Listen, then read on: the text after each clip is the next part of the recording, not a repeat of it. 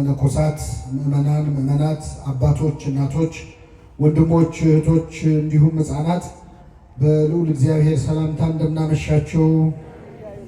እንደምናመሻችሁ አሜን። ምሕረቱንና ቸርነቱን አብዝቶ እስከዚህች ሰዓት ያደረሰን ከበዓለ ስቅለቱ በረከት ረድኤት እንድንሳተፍ በቤቱ የሰበሰበን መድኃኔ ዓለም ክርስቶስ ስሙ የተመሰገነ ይሁን። እንኳን አደረሳችሁ። በሚኖረን አጭር የትምህርት ጊዜ በሉቃስ ወንጌል ምዕራፍ 23 ከቁጥር 42 ላይ ተጽፎ በሚገኝ ኃይለ ቃል የእግዚአብሔርን ቃል እንማራለን። የዛሬው ቃል እግዚአብሔር ነው። ጌታ ሆይ በመንግስትህ በመጣህ ጊዜ አስበኝ በሚል ርዕስ እንማራለን። እስቲ ከኔ ጋር በሉ፣ ጌታ ሆይ በመንግስትህ በመጣህ ጊዜ አስበኝ። በዚህ ቃል ተነስተን እንማራለን። ለአባቶቻችን ለነቢያት፣ ለአባቶቻችን ለሐዋርያት፣ ለሐዋርያውያን አበው፣ ለሊቃውንት በጉባኤያቸው ተገኝቶ ምስጢሩና ጥበቡን ገልጦ ያስተማረ አምላካችን እኛንም በቸርነቱ እንዲያስተምረን የእርሱ ቅዱስ ፈቃድ ይሆንልን። ከተሰቀሉት ከክፉ አድራጊዎቹም አንዱ አንተስ ክርስቶስ አይደለህምን? ራስህንም እኛንም አድን ብሎ ሰደበው። ሁለተኛው ግን መልሶ አንተ እንደዚህ ባለ ፍርድ ላይ ሳለህ እግዚአብሔርን ከቶ አትፈራውምን? ስላደረግነው የሚገባንን እንቀበላለንና በእኛስ እውነተኛ ፍርድ ነው። ይህ ግን ምንም ክፋትን አላደረገም ብሎ ገሰጸው። ኢየሱስንም ጌታ ሆይ በመንግስትህ በመጣህ ጊዜ አስበኝ አለው። ኢየሱስም እውነት እልሃለሁ ዛሬ ከእኔ ጋር በገነት ትሆናለህ አለው ይላል። ስለ ቃሉ አምላካችን ስም የተመሰገነ ይሁን። ይህንን ቃል የምናገኘው በዛሬው ዕለት በዓለ ስቅለቱን በተውላጥ ወይም በልዋጭ ስናከብረው የነበረው ስቅለቱን ስናስብለት የነበረው የመድኃኒታችን ኢየሱስ ክርስቶስ የተሰቀለበት ዕለት በዕለተ ዓርብ ከተከናወኑ ታላላቅ ነገሮች መካከል በአንደኛው ነው። መድኃኒታችን ኢየሱስ ክርስቶስ በዕለተ ዓርብ ተሰቅሎ የነበረው ከሁለት ወንበዴዎች መካከል ነው። በተለምዶ የቀኙ ወንበዴ የግራው ወንበዴ ፈያታዊ ዘየማን፣ ፈያታዊ ዘጸጋም ብለን የምንጠራቸው ጥጦስና ዳክርስ የተባሉ ሁለት ወንጀለኞች መካከል መድኃኒታችን ኢየሱስ ክርስቶስ በዕለተ ዓርብ ተሰቅሎ ነበር። ጌታችን በዚህ ድርጊቱ ወይም በሁለት ወንበዴዎች መካከል በመሰቀሉ አስቀድሞ ስለ እርሱ የተነገረ ትንቢት ፈጽሟል። ሌላም ደግሞ ትንቢትን ተናግሯል። አስቀድሞ ስለ እርሱ የተነገረው ትንቢት ምንድን ነው? በትንቢተ ኢሳይያስ ምዕራፍ 53 ላይ እንግዲህ የብሉይ ኪዳን ወንጌል ተብሎ ከሚጠሩ መጽሐፍት መካከል አንዱ ነው ትንቢተ ኢሳይያስ። በ53ኛው ምዕራፍ ላይ ነቢየ እግዚአብሔር ኢሳይያስ በዕለተ ዓርብ ክርስቶስ የሚቀበላቸውን መከራዎች ከሩቅ ያለውን መንፈስ ቅዱስ አቅርቦ አሳይቶት ስለነበር የክርስቶስን ግርፋቱን፣ ሕማሙን፣ ስቃዩን አይቶ በእርሱ ቁስል እኛ ምን አለን? ተፈወስን። እንደ በግ ለመታረድ ተነዳ፣ በሸላቾቹ ፊት ዝም እንደሚል በግ እንዲሁ አፉን አልከፈተም ብሎ ስለ ክርስቶስ መከራ ከተናገረ በኋላ በመጨረሻ ከአመፀኞች ጋር ተቆጠረ ብሎ ተናግሮ ነበር። ከምኖች ጋር? እኛም ከጻድቃን ጋር፣ እኛም ከቅዱሳን ጋር፣ እኛም ከንጹሐን ጋር ሊደምረን እሱ ከምኖች ጋር ተቆጠረ? ከወንጀለኞች ጋር ተቆጠረ ብሎ ተናግሯል። ይህ ትንቢት ክርስቶስ ሲወለድም ሲሰቀልም ፈጽሞታል። ሲወለድ እንደምታውቁት እመቤታችን ከዮሴፍ ጋር ወደ ቤተልሔም የሄደችው በወቅቱ የነበረው ቄሳር ሕዝቡ ይቆጠር ዘንድ አዋጅ ስላወጀ ነው። ስለዚህ ጌታ በቤተልሔም ከተወለደ በኋላ እመቤታችንም ቅዱስ ዮሴፍም ራሱ ክርስቶስም በሕዝብ ቆጠራ መዝገብ ላይ ተመዝግበዋል። በጣም ይገርማል። ከላይ የሌላ ሰው ስም፣ ከታች የሌላ ሰው ስም፣ ከመሃል ግን ኢየሱስ የሚለው ስም ተጽፏል። ስለዚህ ክርስቶስ ከእኛ ጋር ተቆጥሯል። ከወንጀለኞቹ፣ ከሰካራሞቹ፣ ከዘማውያኑ ጋር አብሮ በአንድ መዝገብ ተቆጥሯል። ከአመፀኞች ጋር ምን አለ የሚለው ትንቢት ይፈጸም ዘንድ ተቆጠረ የሚለው ይፈጸም ዘንድ። በዕለተ ዓርብ ደግሞ ከሁለት ወንበዴዎች መሃል ተቆጥሮ እኛን ከጻድቃን ጋር አምላካችን ሊደምረን እሱ ከኃጢአተኞች ጋር ተቆጥሯል። ስለኛ ከኃጥአን ጋር የተቆጠረ አምላካችን እኛን ከጻድቃን ጋር ለመቆጠር ያብቃል። ክርስቶስ ስለኛ ተሰቅሏል፣ እርሱ ስለኔ ተሰቀሉ አላለም። ስለኛ ሞቷል፣ እርሱ ስለኔ ሙቱልኝ አላለም። እኔ ሞቻለሁ፣ እናንተ ለኔ ኑሩ ነው ያለው ክርስቶስ። እኔ ስለናንተ ከኃጢአተኞች ጋር ተቆጥሬያለሁ፣ እስቲ እናንተ ለኔ ብላችሁ ከኃጢአተኞች ቁጥር ውጡ ነው ያለው። እሱ ከሰካራሞች ጋር ተቆጥሯል፣ እናንተ ከስካር ውጡ። እሱ ከዘማውያን ጋር አብሮ በልቷል ጠጥቷል፣ እስቲ እናንተ ከዝሙት ለኔ ብላችሁ ውጡ ነው ያለው እንጂ ሞቻለሁና ሙቱልኝ አላለም። ተሰቅያለሁና ተሰቀሉ አላለም። ስጋን ከክፉ ምኞቱና መሻቱ ጋር ስቀሉት ነው ያለው ቅዱስ ጳውሎስ እንዳለው። ስለዚህ ክርስቶስ በዕለተ ዓርብ ተሰቅሎ ነበረ ከሁለት ወንበዴዎች መሃል ላይ ሲያዩት ያው በግራው ያለው ወንጀለኛ በቀኝ ያለው ወንጀለኛ ከሆነ በመሃልም ያለው ያው የነሱ ቢጤ ወንጀለኛ ነው ብለው ሰዎች እንዲሰድቡት ነበር አይሁድ ክርስቶስን ከሁለት ወንበዴዎች መሃል የሰቀሉት እና በተሰቀለበት በዕለተ ዓርብ በመጀመሪያ በማቴዎስ ወንጌል ምዕራፍ 27 ላይ ሁለቱም ወንበዴዎች ይሰድቡት ነበር ይላል፣ ይነቅፉት ነበር። በኋላ ግን በቀኝ ያለው ወንበዴ ባልታወቀ ነገር ድንገት ሐሳቡን ቀይሮ እጅግ ወርቅ የሆኑ ቃላት ካንደበቱ ፈለቀ። ትልቅ ጸሎት ጸለየ። ጌታ ሆይ በመንግስት በመጣህ ጊዜ ምን በለኝ አስበኛ።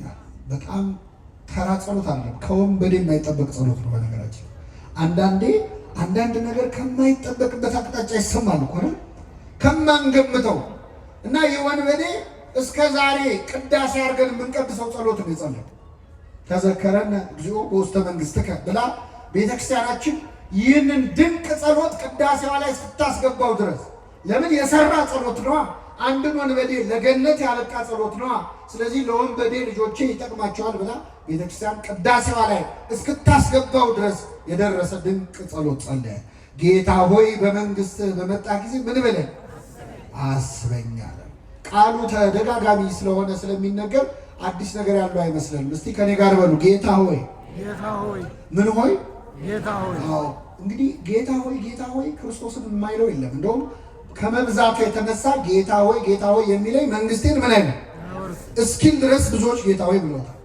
ይህ ወንበዴ ግን ጌታ ሆይ ብሎ ክርስቶስን የጠራው በዕለተ ዓርብ ነበረ። ዓርብ ዕለት ክርስቶስን ጌታ ሆይ ብሎ የጠራው ሰው የለም። ሌላ ቀን አሳና እንጀራ አበርክቶ ሲያበላቸው በልተው ሲጠግቡ ጌታ ሆይ እንዴት ዋልክ ያሉት በጣም ብዙ ሰዎች አሉ። ሙት ሲያስነሳ፣ ድውይ ሲፈውስ፣ ሽባውን ሲተረትር አይተው ጌታ ሆይ ያሉት ብዙ አሉ። የደስታው ቀን ማለት የስቃዩ ቀን የመከራው ቀን ግን ዓርብ ዕለት ማን ነው ክርስቶስን ጌታ ሆይ ብሎ አክብሮ የጠራው? ዓርብ ዕለት ጌታ ሆይ ያሉት እነማን እንደሆኑ ታውቃላችሁ? በጥፊ የመቱት የሮም ወታደሮች ናቸው። ጨርቅ አምጥተው ፊቱን አለበሱት፣ በጥፊ መቱትና ጌታ ሆይ ማን ነው የመታ ትንቢት ተናገር አሉት ይላል። የመዋረድ ቀን ነበረ ዓርብ ዕለት። ባለቅኔው አልቦ ዘመድ ጊዜ ተዋርዶ ብለዋል።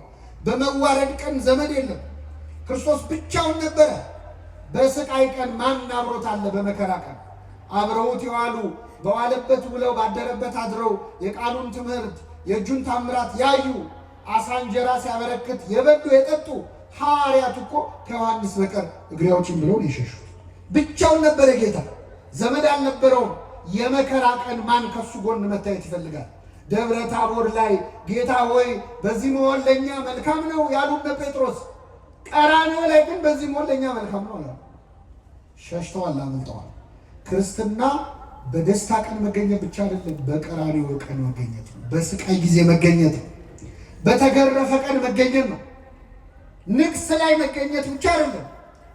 ማመስገን፣ መዘመር፣ ከበሮ መምታት፣ እልል ማለት ብቻ አይደለም።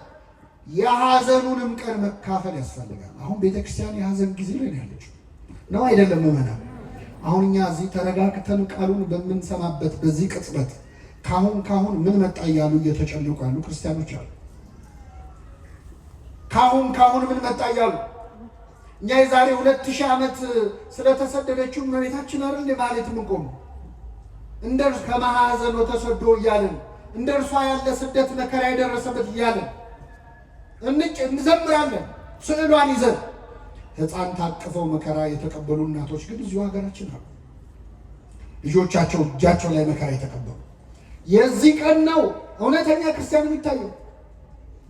ዮሐንስን ሆኖ ለመገኘት አምላካችን በቸርነቱ ይርዳል እና በዛ በስቃይ ዕለት ጌታ ሆይ ያለ ወንበዴው በመንግስትህ በመጣህ ጊዜ ምን በለኝ አስበኝ። በመንግስት በመጣህ ጊዜ አስበኝ አለው ጌታ ሆይስ እሺ በመንግስት የሚለው ደግሞ በጣም ይገርማል። በመንግስት ማለት ምን ማለት ነው? አንተ ንጉሥ ነህ፣ የራስህ ግዛት ያለህ ነህ። የራስህ ግዛት ያለህ ነህ። እንዴ ክርስቶስን ሲያየው ንጉሥ መስሎት ተምታቶበት ነው? አይደለም። ዘውድ ደፍቶ አይደለም ያየው። ምን ደፍቶ ነው ያየው? መልሱልኝ። የሸዋ አክሊል ደፍቶ ነው ያየው። እንደ ነገስታት ጠጅ ሲጠጣ አይደለም ያየው። ሐሞት ነው ሲጠጣ ያየው ክርስቶስ። በበትር ሲደበደብ ነው ያየው። ግን አጠገቡ ያለው አምላክ መሆኑን አወቀ። ለምደነው ነው እንጂ እኮ ደም በደም ሆኖ እያዩ ማመን ይቻላል ወይ? ክርስቶስ እየተገረፈ እያየ አምላክነቱ እንዴት ያህል ሙት ሲያስነሳ እኮ አይደለም ያየው። ይሆን በል ድውይ ሲፈውስ አይደለም እሱ ቢሆን ኖሮ ቀላል ነው። ሲያበላ ሲያጠጣ አይደለም እንዴ? ያበላ ያጠጣ ቀን እኮ ክርስቶስ አሳና እንጀራ አበርክቶ ያበላቸው ሰዎች ካላነገስን ብለውት እኮ ሸሽቶ ተራራ ላይ ወጥቶ እንዳመለጠ ታውቃለህ። አመለጠ ክርስቶስ። እናንግስ ብለውት ለምንድን ነው? ስለጠገቡ ነው አለ ሆዳቸው። ሆዳቸው ሲሞላ ንጉሳችን አንተ ነህ ብለው በግድ ሊያነግሱት ነበር። 2 ቀን ሙሉ ፈለጉት ይላል። ከኔ ጋር ናችሁ? ስንት ቀን ሙሉ? በጀልባ ሁሉ ምናልባት የብስ ላይ ላይኖር ይችላል፣ ባህር ላይ ካለ ብለው በጀልባ ፈለጉት ይላል። ለሆዱ ሲሆን እግዚአብሔርን የማይፈልግ ማን አለ? ለሆዱ ሲሆን ከዛ አገኙት። መምህሮ የት ከረምክ አሉት ይላል። አዎ ስለበላችሁና ስለጠገባችሁ ነው የፈለጋችሁኝ ያላችሁ ጌታ። ይህ ወንበዴ ግን በክርስቶስ ያመነው ተገርፎ እያየው ነው። ፊቱን ውበቱን አይቶ አይደለም። አንዳንድ ሰዎች የክርስቶስን መልኩን አይቶ ያመኑ ሰዎች አሉ። የወደዱት ፊቱን ለማየት ከሰው ልጆች ይልቅ መልኩ ያማረ ነው እንዳለ ነብይ እግዚአብሔር ፊቱ ስለሚያምር ሊያዩት የመጡ ሰዎች አሉ። ዓርብ ዕለት እኮ ክርስቶስ እንኳን ውበት መልክ የለውም፣ መልክና ውበት የለውም ነው ያለው ነብዩ። ምንና ምን የለውም? ውበቱን ተዉት፣ መልክ የለውም። አይኑ የቱ ጋር አፍንጫ የቱ ጋር እንዳለ ማወቅ እስከማይቻል ፊቱ በደም ተለውሷል። ዓርብ ዕለት የሚያየው ሰው የሚያየው የተሰቀለ ስጋ ነው። ታውቃላችሁ? የተሰቀለ ስጋ ነው የሚያየው። ለማየት እንኳን ያሰቅቅ ነበር። ወደ እሱ አቅጣጫ ማየት ይጨንቅ ነው። ፊቱን እንደሚያዞርበት ሆነ ይላል። የሚያዩት ሰዎች በደንብ ለማየት እስኪጨነቁ ድረስ። ለምን? የተገረፈው 6666 ጊዜ ነው። የእኛ ቤተክርስቲያን 6666 ጊዜ ትላለች። ቅዱስ ኤፍሬም ሶርያዊ ግርፋቱን መቁጠር እንችላለን፣ ህመሙን ግን መቁጠር አይቻልም ይላል። ምን ያህል እንዳመመው መቁጠር አይቻልም። ይህን ያህል ተገረፈ እንጂ ይህን ያህል አመመው ማለት አይቻልም። የተገረፈው እኛ ለቡሄ በምናጫው ጅራፍ ይመስላችኋል? አይደለም። ሮማውያን ጆሲፈስ ፍላቪየስ የሚባለው የሮማውያን ታሪክ ጸሐፊ ሮማውያን የሚገርፉት በብረት ቁርጥራጭ ነው ይላል። በተቆራረጠ ብረት በሚስማርና በሾሎ አጥንቶች። ስለዚህ አንድ ሰው ሲገረፍ ስጋው ላይ ያ ሚስማር ይሰካል፣ ያ አጥንት ይሰካል እና ሲያነሱት ስጋውን እየነጨ ነው የሚደርሰው። እና አንዳንዴ ደግሞ በጣም ብዙ ስጋ ይነጭና አራግፈው ነው ቀጥሎ የሚገርፉት። የለበሰው ልብስ እኮ በደም ቀይ ነበረ። ቀሚስ ለምን ቀላ? ነቢዩ ኢሳይያስ ቀድሞ አይቶት ከሩቅ እኮ ነው። ቀሚስ ለምን ቀላ? ወይን እንደሚጨምቁ ሰዎች ለምን መሰለ ቀሚስ ይላል። ዓርብ ዕለት እኮ እነሱ ቀይ ልብስ ለማልበስ ደከሙ እንጂ ቀድሞ እኮ ልብሱ ቀይ ሆነ በገዛ ደሙ ማለት። እንደዛ እየተሰቃየ አይቶ ግን አመነበት። የቀኝ ወንበዴ አምላክ መሆኑን አወቀ። ንጉሥ ነህ አለ። በመንግስት አለ። በመንግስት ብቻ አይደለም፣ በመጣህ ጊዜ አስበኝ። ምን ባልክ ጊዜ ምን ማለት ነው? አሁን እንደማይ ሞታ አትቀርም፣ ከሞት ትነሳለህ። ተነስታ አትቀርም፣ ወደ ሰማይ አርጋ አትቀርም፣ ዳግም ልትፈርድ በመጣህ ጊዜ። አይገርማችሁ? አጠገቡ ያለው ሞቶ እንደማይቀር ከሞት ተነስቶ እንደሚያርግ አርጎ እንደማይቀር እንደሚመጣ ሊፈርድ እንደሚመለስ አውቋል ወንበዴው። በምን አወቀ? ኢትዮጵያዊ ሊቅ ቅዱስ ያሬድ ዛሬ አባቶቻችን ሲያዜሙት የነበረው ፈያታዊ ዘየማን መኑ መሐረከ ታይምር ዘንተ፣ የቀኝ ወንበዴ ይህንን እንድታውቅ ማን ያስተማረ? የት ነው የተማርከው? አጠገብ ያለው ንጉሥ መሆኑን በምን አወቅ? ምጽአቱን ማን ነገረ? ብሎ ቅዱስ ያሬድ ይጠይቀዋል። ከዛ ራሱ ቅዱስ ያሬድ በመንፈስ ቅዱስ ተቃኝቶ ራሱ ይመልሳል። ነቢያትን አልተከተልኩም፣ ነቢያት አላስተማሩኝም፣ ሐዋርያትም አልሰበኩኝም፣ ፀሐይ ጠቅሳ ጠራችኝ፣ እሷን ባየው ጊዜ አመንኩኝ ይላል። ይህንን ወንበዴ የመለሰችው ማን ነበረች? ፀሐይ። ፀሐይ ጨለመ፣ ጨረቃ ደም መሰለ፣ ከዋክብት ረገፉ። ያኔ የፀሐይ አምላክ አጠገቡ እንዳለ አወቅ። ፀሐይን አይቶ የወንበዴ ተመለሰ። በፀሐይ ስብከት ንስሐ ገባ። እኛ ስንት ስብከት ሰምተናል? መማር እስቲ ንገሩ፣ ስንት ስብከት ሰምተናል? አዎ ተመለስ ያለው ፀሐይ አይቶ ይመለሳል። ተመለስ ያለው መመለስ ያቃተው ደግሞ 30 ስብከት ሰምቶ ያወዳድራል። የዛሬው ጥሩ ነው ይላል። ጴጥሮስ ዶሮ ሲጮህ ሰምቶ ነው ንስሐ የገባው። ምን ሲጮህ? እኛ ስንት ዶሮ ሲጮህ ሰማን? እኛ ብንሆን አርደን እንበላው ነበር አይደል? እና ወንበዴው ተመለሰ። ይህን ወንበዴ የመለሰው ፀሐይ ብቻ ነበረች ይላል ቅዱስ ያሬድ። የለም ይላል ቅዱስ ዮሐንስ አፈወርቅ ደግሞ አይመስለኝም፣ ፀሐይ ብቻ አትመስለኝም። ክርስቶስ እዛው መስቀል ላይ የተናገረው ንግግር ሳይሆን አይቀርም የዚህን ወንበዴ ልቡን የሰበረው። ምን ብሎ ተናገረ? የሚያደርጉትን አያውቁምና ምን በላቸው?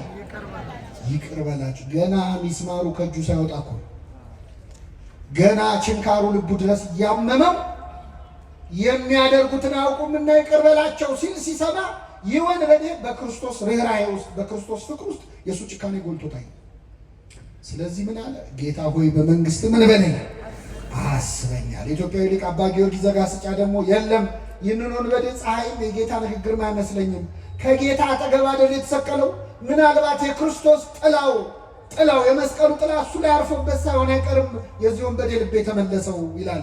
ጌታችን በእውነት በሁላችን ላይ ጥላውን ያሳርፍብን። አዎ የጴጥሮስ ጥላ ይፈውስ የለም የክርስቶስ ጥላ ምናልባት ልቡን ሳይመልሱ አይቀርም። ለምንድን ነው ይሁሉ የሚያደንቁት ሊቃውንቱ? እንደው ምን እንዴት ሊያቅ ቻለ የሚሉት የጸለዩ ጸሎት ተራ ጸሎት ስላልሆነ ነው። ጌታ ሆይ በመንግስት በመጣ ጊዜ ምን በለኝ አስበኝ። ድንቅ ጸሎት ከወንበዴ የተገኘ የማይመስል ለእኛ ለወንበዴዎቹ የሚጠቅም ትልቅ ጸሎት ነው የጸለየው። አስበኝ፣ በመንግስት በመጣ ጊዜ አስበኝ። ስራዬን እንዳታስብብኝ፣ እኔን ግን አስበኝ። ኃጢአቴን እንዳታስታውሰው፣ እኔን ግን አስታውሰኝ። መንገደኛ እንኳን አብሮት የሄደውን ሰው ያስታውስ የለ ወይ? በመስቀል መንገድ ላይ አብሬ የሄድኩት እኔን አደራ አስበኝ። ስራዬን እንዳታስበው፣ ስራዬ የሚጠቅም አይደለም፣ ገደል የሚከት ነው፣ የሚያስኮንን ነው፣ ለመንግስት የሚያበቃ አይደለም። እኔን ግን አስበኝ። ካጠገብህ አልነበርኩ? ለመነ ይሄ ወንበዴ። በጣም ድንቅ ጸሎት። ክርስቶስ ከማንም ይምጣ በትህትና የሚጸለይ ጸሎት ይሰማል አይሰማም? ይሰማል። አንተ ደግሞ አሁን በመንግስት አስበህ ስትል አታፍርም? ምን ስትሰራ ከርመህ አላለም? ትሁት ልብ ያለው ሰው ሲለምነው ይሰማል እግዚአብሔር። በትህትና ሆነ። አሁን የወንበዴ ዛሬ ገነት ልግባ ቢል ኖሮ ምኑ ትዕቢተኛ ነው ያስብላል። እሱ ምንድን ነው ያለ? በትንሣኤ ዘጉባኤ ሁሉን ስታስነሳ እኔንም መቼስ አትተወኝም፣ እኔንም አብረህ ስታስነሳኝ ያኔ አስታውሰኝ ነው ያለው። ዛሬ ከኔ ጋር ቤት ትሆናለህ። እየሰማችሁ ነው? ዛሬ ከኔ ጋር ቤት ትሆናለህ፣ በገነት ትሆናለህ። ይህን ወንበዴ የተቀበለ አምላክ ይቀበላል። የሚገርማችሁ ወንበዴው ገድሉ ብዙ ነው። በጣም አስገራሚ ሰው ነው። ጌታ ሆይ ብሎ ጌትነቱን፣ በመንግስት ብሎ መንግስቱን፣ በመጣ ጊዜ ብሎ ምጽአቱን፣ አስበኝ ብሎ ምህረቱን ጠየቀ። ይህ ብቻ ግን አይደለም። በግራ ያለው ጓደኛው አብሮት ሲሰርቅ ሲበድል የነበረ ሰው ክርስቶስን ተሳደበ። በቀረው ሰዓት ሰደበው። እስቲ እግዚአብሔር ያሳያችሁ። ክርስቶስ ምን ያህል እንደተገረፈ ነግሬያቸዋል። የቆሰለ ሰው ይሰደባል። እንደዛ ስቃይ ላይ ያለ ይሰደባል። ተሳለቀበት። ራስህን አድን። እኔ በቤተ ክርስቲያን መከራ የሚሳለቁ ሰዎች ነው የሚመስለኝ። ይህ ሰውዬ የግራ ወንበዴዎች አሉ። አብያተ ክርስቲያናት ሲቃጠሉ፣ ምዕመናን ሲገደሉ ይበላቸው የሚሉ ሰዎች ማለት ይበላቸው። ራስህን አድን። አንተ ክርስቶስ አይደለ? ሙት የምታስነሳ ድውይ የምትፈውስ እስቲ እንየ የሚሉ ማለት ክርስቶስን ዓርብ ዕለት ያልሰደበው አለ መሰላችሁ? እኔ ከሁሉ የሚገርሙኝ መንገድ ኃላፊዎች ሰድበውታል። በዛ ጋር ሲያልፉ ሰድበውት ያለፈው አያውቁትም እኮ። ግን የሁሉ ሰው የሰደበው መቼስ የሆነ ችግር ቢኖርበት ነው ብለው ስድብ አዋጥተው የሄዱ ሰዎች። ስድብ ከማዋጣት ይጠብቃቸው። አሁን በዚህ በሚዲያ ዘመን አናጣራም እኮ። የሆነ ሰው 10 ሰው ከሰደበው 30 ሰው ይጨምርለታል። የሚያውቀውም የማያውቀውም የሆነ ስድብ ያዋጣል። እና ክርስቶስን ያልነቀፈው ያልሰደበው የለም። ጆሮው ስድብን ተቀብሏል። መቸንከር መቁሰል ብቻ እንዳይመስላችሁ፣ ህሊናው እኮ ቆስሏል። እመቤታችን ስታለቅስ ማየት ራሱ የጌታ ቁስል ነው። ታውቃላችሁ። ወዳጁ አልዓዛር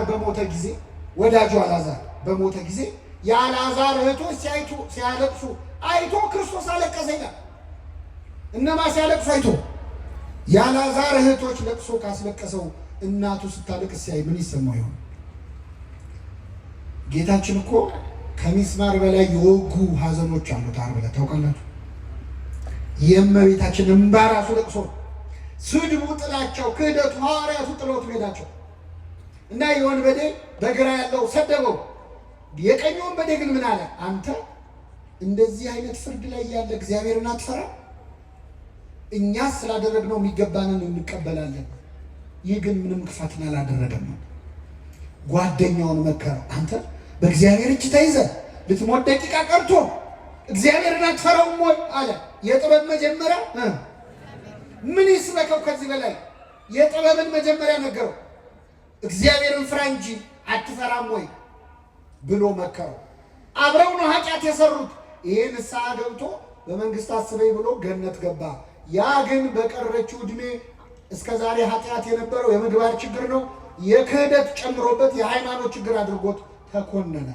አሁን ጓደኛሞች አላችሁ እዚህ መሃል፣ ወይ ጓደኛ ያለን ሁላችንም የሆነ ጓደኛ ይኖረናል። አብረን ኃጢአት እንሰራለን፣ አብረን ግን ንስሐ እንገባ። አብረን እንጠጣለን፣ አብረን እንሰክራለን። ና እንጠጣ፣ ና እናመንዝር፣ ና እንጨፍር፣ ና እንስከር የሚል ጓደኛ አለ። ና ንስሐ እንግባ የሚል ግን የለም። አብሮ መበደል እንጂ አብሮ ይቅር በለን ማለት እኮ እንጂ ጓደኛ ማለት ለኃጢአት የሚጠራህ አይደለም፣ ለንስሐ የሚጠራህ። ይህ ወንበዴ ከጎኑ ያለውን አብሮት የተሰቀለውን ጓደኛውን እግዚአብሔርን ፍራ እንጂ ብሎ መከረው።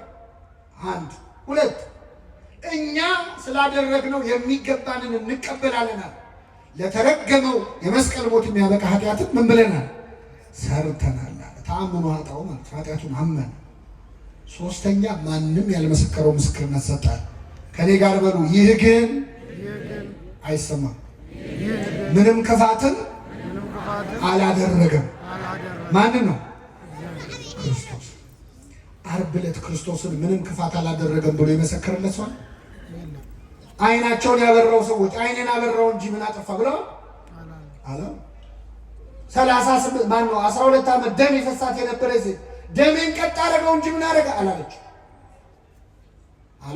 አንድ ሰው እኮ ሊመሰክር አልመጣም። አይገርም? 38 ዓመት የተኛው ያ በሽተኛ አልጋን ተሸክመ ሂድ ብሎ ክርስቶስ የፈወሰው ታሞ የተነሳ እግዚአብሔር ረሳ። የሚገርማችሁ ሐሙስ ዕለት ክርስቶስ ሊቀ ካህናቱ ፊት ሸንጎ ቀርቦ በጥፊ መታው። አንድ ሰው እየመጣ ነው። ሲመታው ለምን ትመታኛለህ አለ ክርስቶስ። ለምን ትመታኛለህ? እንዴ ክርስቶስ ያ ሁሉ ጅራፍ ሲወርድበት ለምን ትመቱኛላችሁ ብሎ ይሄ ሰውዬ በጥፊ ሲመታው ለምን ትመታኛለህ አለ። ለምን መሰላችሁ? መጥቶ የመታው ሰው 38 ዓመት ከተኛበት አልጋ ያዳነው ሰው ነበር። ስለዚህ ክርስቶስ ያመመው ጥፊው አይደለም፣ ባዳነው ሰው እጅ መመታቱ ነው። ጥፊው አይደለም ያመመው። ክፉ ተናግሬ ከሆነ ስለ ክፉ መስክርብኝ፣ አልጋህን ተሸክመ ሂድ ከማለት ውጭ ምን ክፉ ቃል ተናግሬ ያለው? መልካም ተናግሬ ከሆነ ግን ስለምን ትመታኛለህ? አምላካችንን በኃጢአት ከመምታት ይሰውረን በእውነት። አዎ እሾህ ደፋ ሲባል እሾህ ይመስላችኋል? ጌታችን የደፋው እሾህ የተባለው ምንድን ነው? ኃጢአት እኮ ነው። አዎ እሾህም ማነቀው የሚለውን ሲተረጉም ወንጌል ምን ይላል? የባለጸግነት ምኞት፣ የዚህ ዓለም ምኞት ነው ይላል። ኃጢአት ነው። ስለዚህ ክርስቶስ እሾህ ሆኖ የወጋው በአዳም ምክንያት ምድር ካንተ የተነሳ ምንን ታበቅላለች? እሾህን የተባለውን እሾህ ክርስቶስ ዘውድ አድርጎ ደፋው።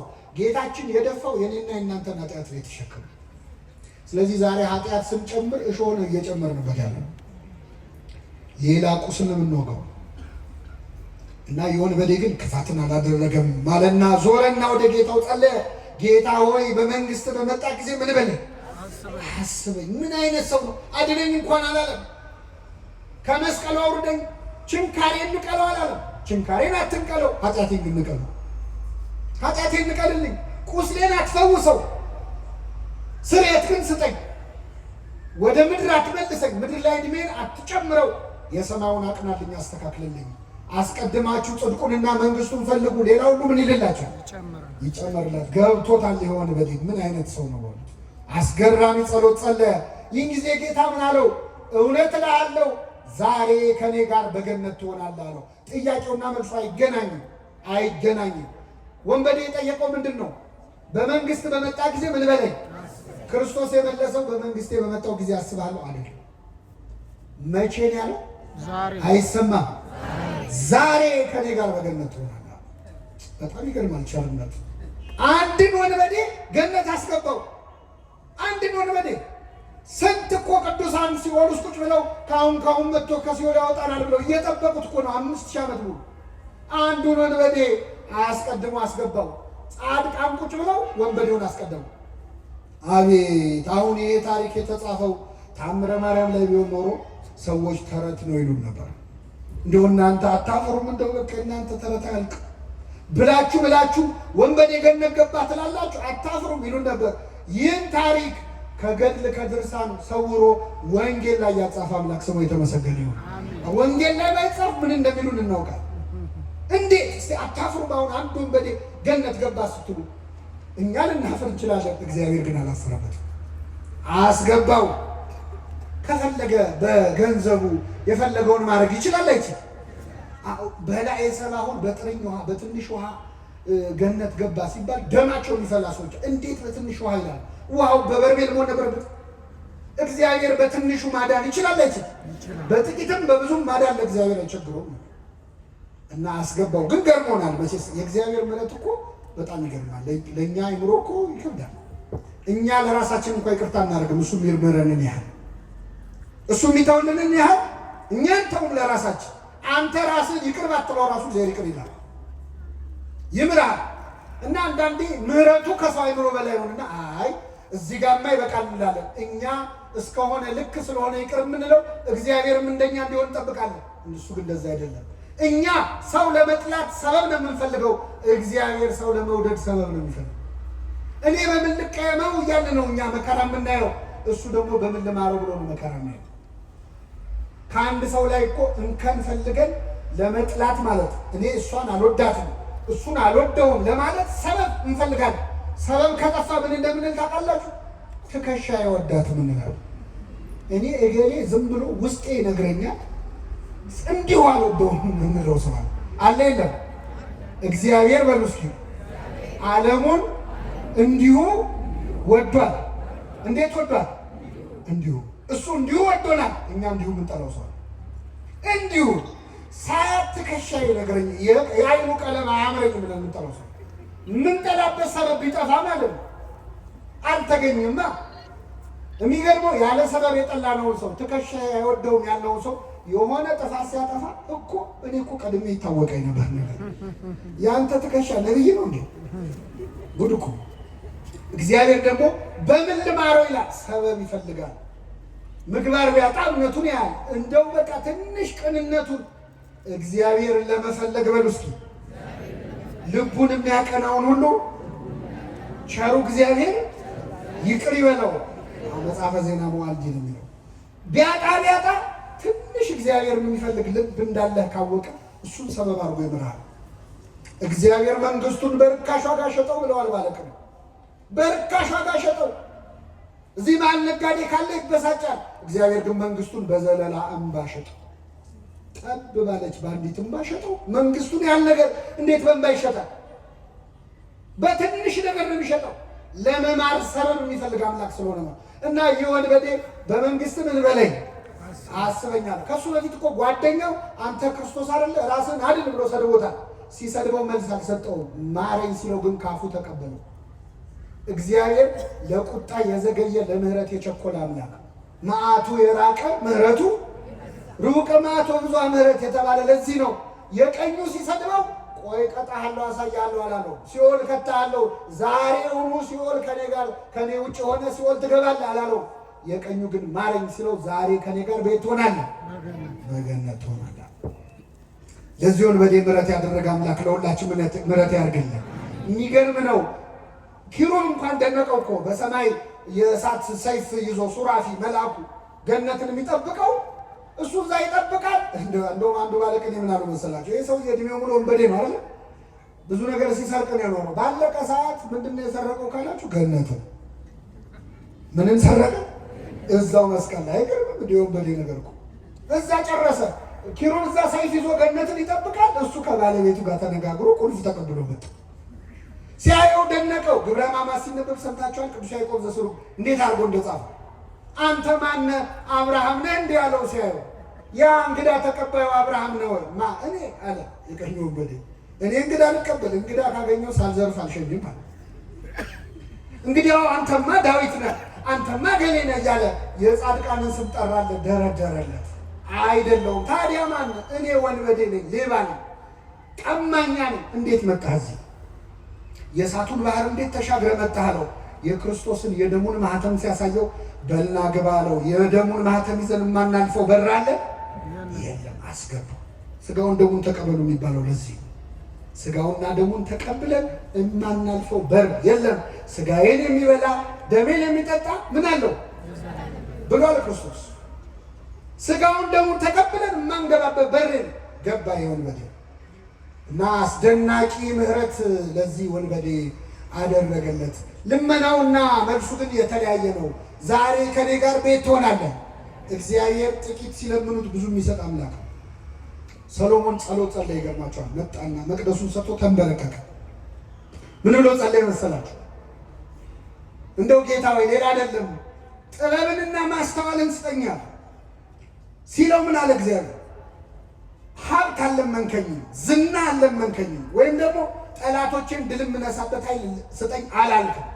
አንተ የለመንከው ጥበብና ማስተዋልን ስለሆነ ሀብቱንም ዝናውንም ድል መንሳቱንም ጨምሬ ሰጥቻለሁ። እግዚአብሔር ትንሽ ሲለምኑት ልመናው ደስ ካለው ያለመንከውን ይጨምርልሃል። ሌላ ልጨምርላችሁ። ሁለት ሰዎች ሊጸልዩ ወደ ቤተ መቅደስ መጡ። አንዱ ቀራጭ ነው፣ ኃጢአተኛ፣ ሁለተኛ ፈሪሳዊ ነው። ሁለቱም መጸለይ ጀመሩ። ፈሪሳዊው እንደው በጣም አስቂኝ ጸሎት ነው ያደረገው። ምንድነው? ጽድቁን ነው የሚያወራው። ጌታ ሆይ በሳምንት ሁለቴ ጾማለሁ።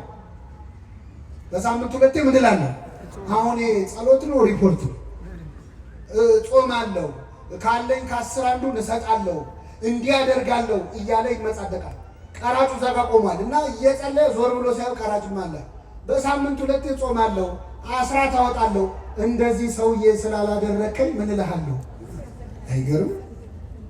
ምጽድቂያው ማለት ነው። እንደዚህ ሰውዬ ስላላደረከኝ አመሰግናለሁ አለ።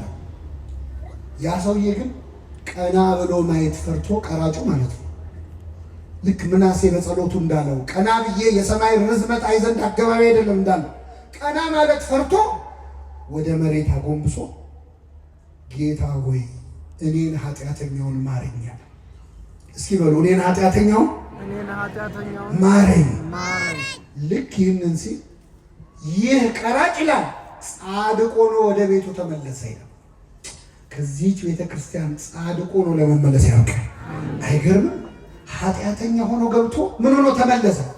አሁን እኔ እሱን አለ የፈለኩት ጌታ ወይ ጻድቅ አድርገኝ ብሎ ጸለየው። እኔ ጸለየው ምንድን ነው ያለው? እኔን ኃጢአተኛውን ምን በለኝ ማረኝ።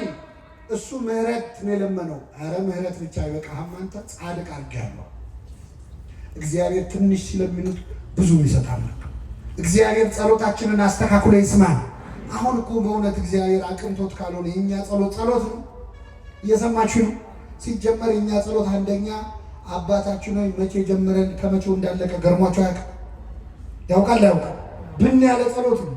ወይ ትኩረት የለው ወይ ተመስጦ የለው። ለምነው ምድራዊ ነገር ይሄ ወንበዴ ከኛ እንዴት ተሻለ? ጌታ ሆይ በምን አስበኝ ነው?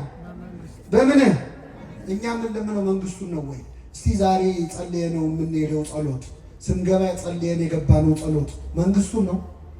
እንደው አደራህን የመንግስትህን ነገር ብለና ምድራዊ ነገር እኮ ነው ልመናችን። እኔ አባታችን የሚለው ጸሎት ራሱ እኛ ብንሆን የጻፍነው እያስባለሁ አንዳንዴ።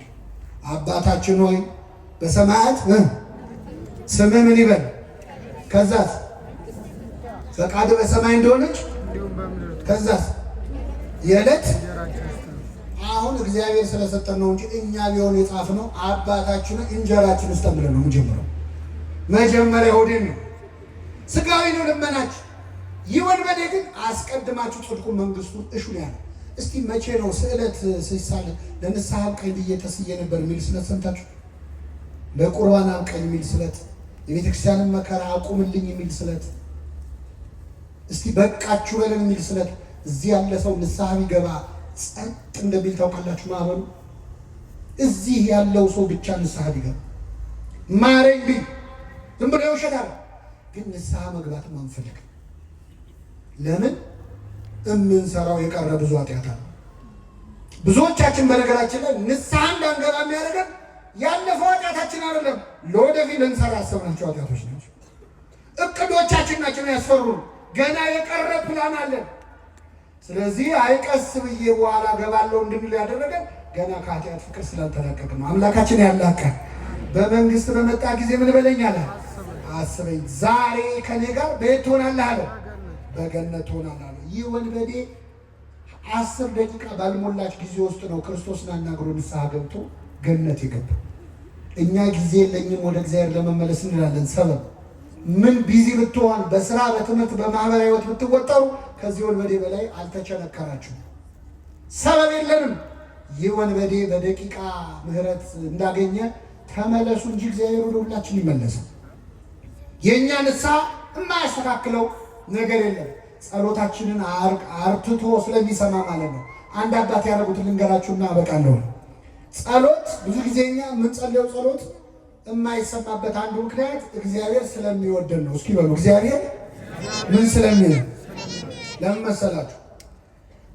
አሁን እዚህ መሀል ወላጆች አላችሁ። ልጃችሁ እንደው ቤት ውስጥ አይጥ አስቸግሯችሁ ለአይጥ ብላችሁ የገዛችሁት መርዝ ቢኖር ይህንን መርዝ በዳቦ አድርጌ ካልበላው ብሎ ልጁ ቢያለቅስ ወይ ልጄ ለምን ጓጉቶ ይቀራል ብላችሁ ትሰጡታላችሁ? ቢያለቅስስ? አለቀሰው ትሰጡታላችሁ? እንገርፈዋለን እንጂ አንሰጠው። ለምን? ልጃችን ስለሆነ። እግዚአብሔር አባት ነው። ስንት ክፉ ነገር ለመን ነው። ይገርማቸዋል። ስንት ነገር የማይጠቅመን ክፉ ነገር ለመን ነው። ሲጀመር አቋምም የለንም እኛ እኮ ስንጸልይ ታውቃላችሁ። ዛሬ አሁን እዚህ በአብዛኛው የማየው ወጣቶች ነው። የወጣቶች ጸሎት ብዙ ጊዜ ከጋብቻ ጋር የተያዘ ነው አይደለም? አዎ። አንድ ወጣት ይመጣና አንዲት ሴት ይወዳል። እንደው ጌታ ሆይ መድኃኒዓለም ይቺን ልጅ እጄ ካስገባ የዛሬ ዓመት ድባብ ነው የምሰጠው ይላል።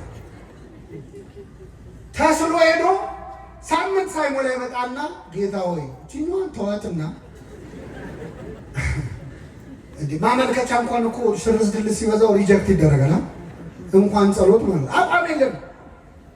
ዛሬ የምንፈልገው ሌላ፣ ነገ የምንፈልገው ሌላ። ዝብርቅርቅ ያለ ጸሎት ነው የምንጸልየው፣ ግን ይሰማናል እግዚአብሔር። አይገርም? ጸሎቴን ያልከለከለ በሉ እስኪ እግዚአብሔር ይመስገን። ምን መሰላችሁ? ልትጸልዩ ስትመጡ ዝም በል ይላል እግዚአብሔር። ስንት ነገር ስታወራ ከቤት እዚህ እስክትደርስ እያማሽ መጥተህ ተሳድረህ ክፉ ተናግረህ መጥተህ አማትበህ ልትጸልይ ስትል በል ዝም በል በዚህ አፍማ እንዳጠራኝ ይላል። ጸሎቴን ያልከለከለ እግዚአብሔር ይመስገን ይሰማናል። የመላእክቱን ምስጋና በሰማበት የእኛን ይስማ። አይገርም? መላእክትን በሰማበት ይሰማናል። የእነሱን መዝሙር በቅድስና የሚዘምሩትን በሰማበት የእኛን ይሰማል። ከኃጢአተኛ አፍ ምስጋና ለምን ነው አይልም። በአፋት ተወደስኩ፣ በኃጢአተኛ ሰው አፍ ተወደስኩ ብሎ አይቀየምም። ይሰማል፣ ያርማል። ጸሎቶቻችንን የሚጠቅሙንን ወስዶ የማይጠቅሙንን ይተውልናል። የለመናውን ሁሉ ስላልሰማን ስሙ የተመሰገነ ይሁን። የለመናውን ሁሉ ይሰጠን ገደል እንገባለን። እምንለምነውን እንደማናውቅ ያውቃል። ይህ ወንበዴ ግን ብዙ እርማት የማያስፈልገው ጸሎት ጸለየ። በመንግስት በመጣ ጊዜ ምን በለኛል? አየለም ጊዜዋን ብቻ አስተካከላት እግዚአብሔር። ጊዜዋን በመንግስት እስክመጣ አላስጠብቅም። መቼ ከኔ ጋር ትሆናለህ? አዎ። በዚህ በጣና ገዳማት አንድ ዋሻ ላይ ይጸልዩ የነበሩ አንድ ባህታዊ አሉ። ከኔ ጋር ናችሁ? እግዚአብሔር ከሁላችን ጋር ይሁን። እና እኚህ ባህታዊ እንግዲህ ባህታዊ ማለት ለምሳሌ እዚህ ከኔ ጀርባ አበው መነኮሳት ታያላችሁ። መነኮሳት አሉ። መነኮሳት በገዳም የሚኖሩ እንዲህ ባለ ገዳምም በሩቅ ባሉትም ገዳማት የሚኖሩ መነኮሳት ናቸው። ባህታውያን ደግሞ ገዳምም አይገቡ፣ በስርዓተ ቤተክርስቲያን ገዳም የሚገቡ አይደሉም። በበረሃ ነው የሚኖሩት፣ አይታወቁም። እና እውነተኛ ባህታዊና ሐሰተኛ ባህታዊ መለየት ከፈለጋችሁ እኔ ቆንጆ መለያ ነግሬያችሁ ሂዱ። ዛሬ ምን መሰላችሁ? አንድ ባህታዊ አንተ ካወቀው ባህታዊ አይደለም ማለት የሰማችሁ ካወቅነው እኛ ባህታዊ አይደለም። ለምን ባህታዊ አይታወቁ። መነኮሳት እንኳን የሚያገኟቸው በራእይ ለምሳሌ አባ መቃርስ አግኝቶታል። አባ ጳውሎስ አይቶ አናግሮት መጣና ምን አለ መሰላችሁ? መነኩሴ አይደለሁም፣ መነኩሴ ግን አይቻካለሁ አለ። መነኩሴ አይደለሁም፣ ምን አይቻካለሁ? መነኩሴ አይደለም። እና እውነተኛ ባህታውያን ዓለም ላይ ያሉ ስማቸው ማን እንደነበረ ጭምር ይረሳሉ። ዓለማዊ ስማቸው ይጠፋቸው። ዓለም ላይ እንዴት ነው ፀሐይ ይወጣል፣ አሁን ንጉሥ ይነግሳል፣ እንደ ድሮ እንዴት ነው ብለው የሚጠይቁት። ምንም ከዓለም በፍጹም የተለየ ዓለሙን መስለው ባህታዊ የሚሉ ሰዎች አትመኑ ማለት ነው። በሌላ ቋንቋ ገብቷችኋል? አሁን የኛ ሕዝብ ማንም ተነስቶ ፀጉሩን ካሳደገ ይቀበላል። እኔም አሁን ትንሽ ብጨምር እርግጠኛ ነኝ ትከተሉኛላችሁ። የቀበሌ ቤት ይዞ እንዴት ባህታዊ ይሆናል? መሀል ከተማው። አሁን ደግሞ የመጣብን በዚህ በሚዲያ ዘመን የዩቲዩብ ቻናል ያለው ባህታዊ ያለ ሰብስክራይብ አድርጉ የሚል ማለት ነው። ጉድ ነው። እስኪ የዛሬ 3 ወር ዓለም ያልፋል ብሎ ትንቢት ይናገራል፣ ግን ሰብስክራይብ አድርጉ ይላል። ዓለም ካለፈ ለምንድን ነው ሰብስክራይብ ምናደርገው? በሰማይ ልናየው መቀለጃ ሆነናል። በእውነት ከዚህ ጠብቀን እግዚአብሔር እና እውነተኛ ባህታዊ ነው ይሄ የምላችሁ።